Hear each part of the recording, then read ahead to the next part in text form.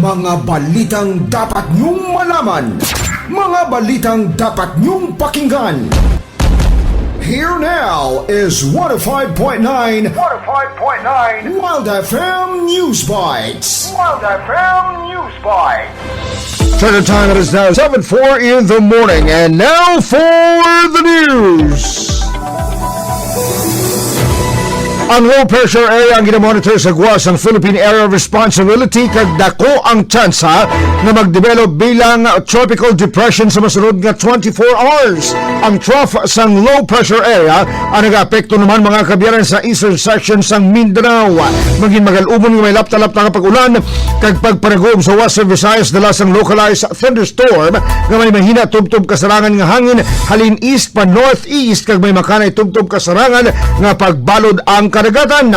Ang temperatura sa Iloilo sa buong adlaw yara naman sa 26 tubtob 34 degrees Celsius, samtang ang maximum heat index sa buong adlaw mga kabiyanan posible nga maglabot naman sa 44 degrees Celsius o kunyara na sa danger level mga kabyanan.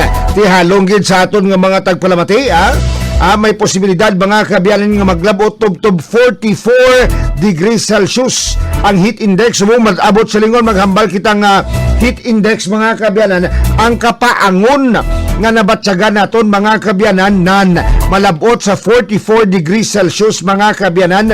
Ting paghimuon naton para mangin safe kita mga kabyanan, kinahanglan nga hindi kita magpinatial, bayo kita sa mga manipis nga bayo mga kabyanan, kag kun way kita sang kalatuan nga importante malang tiner kita sa aton nga panimalay, kag pinaka-importante gid masami mag-inom gid permi mga kabyanan sang tubig mga kabyanan para nga hindi kita mamalhanan. Kinahanglan inom gid permi hindi soft drinks, hindi mga colored drinks mga kabyanan. Ang ginahambal naton kinahanglan tubig gid pinaka-importante sa subong mga kabyanan, tubig gid mga kabyanan ang imno naton kag badamo nga tubig mga kabyanan para hindi magmalala ang kalawasan ta. Samtang napasaka na ang sangkaso nga pagpangawat May 20 kahapon mga kabyanan ang tatlo ka mga suspect nga nakita sa CCTV nga nagpangawat sang 129 ka mga solar street lights sa Banwa sang Santa Barbara. Ini ang ginkonfirmar ni Police Captain Rafi Sinyares, hepe sang Santa Barbara Municipal Police Station. Sulo kay Sinyares nga ang ginasakaan nila sang gipasakaan nila sang kaso amo ang mag-utod nga Sanday alias Darrell kag alias Nonoy sang barangay Kabugaw Sur, Santa Barbara kag alias Nono sang nga tagaharo. Dugang pa ni Sinyares nga taga DPWH 4th District Engineering Office ang nagtindog nga complainant sa pagpasaka sang kaso mga kabyanan baw. Di kabay panaw magatubang ni ang mga kawatan nga ni sang full force sang layi mga kabyanan at imakon mo nga pagpangawat kung nating bunto dako to nga kwarta kag daw kung hindi ko magsala mga 4.3 million mga kabyanan ang ginpangawat sini mga kabyanan. Total sa mga suga ang ginpangawat sini pati 129 nga daan mga kabyanan ka mga solar light ang ginpangawat sini mga kabyanan. Di kinahanglan mafailan ni sang kaso para ning mga tao nga ni mamanton kag kinahanglan kung ako sa mga kapulisan kung iwala nila na balik mga kabyanan ining mga solar lights mga kabyanan nga ginkawat nila pangitaon gito ya kag kung sino man tong mga tao nga ginbaligyan pailan kaso di ba kay kung pinsaron mo mga kabyanan kung halimbawa abi mga kabyanan nga may mga tao nga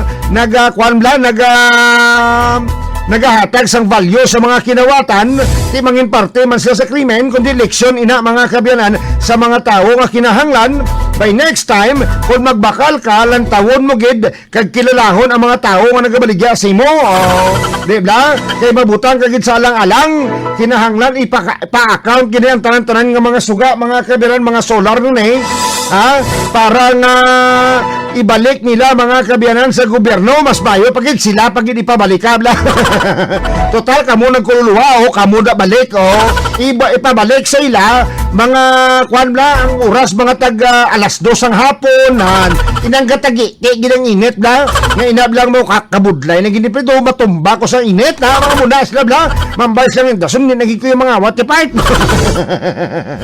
Ipamantonon ng mga tao, ng mga munibla, para nga mabalaan nila, kinahanglan sa kalibutan nga ni mangin fair, hindi mangawat mga kabyanan, hindi magpariyo sa mga politiko nga mga kawatan. Di mo na kung kisabi ang rason sa mga kawatan man nga ti amon gani small time na ning kawat-kawat namon. Ang mga big time dito nga mga kawatan gani way gindakpan. Ang iban gani nga mga big time nga mga kawatan galagaw-lagaw po kundi nga mga lalagawan, kami gani small time lang. Diba? 7:09 in the morning, right here sa 105.9 Wild FM. Kasama si DJ Kulang sa Morning Wild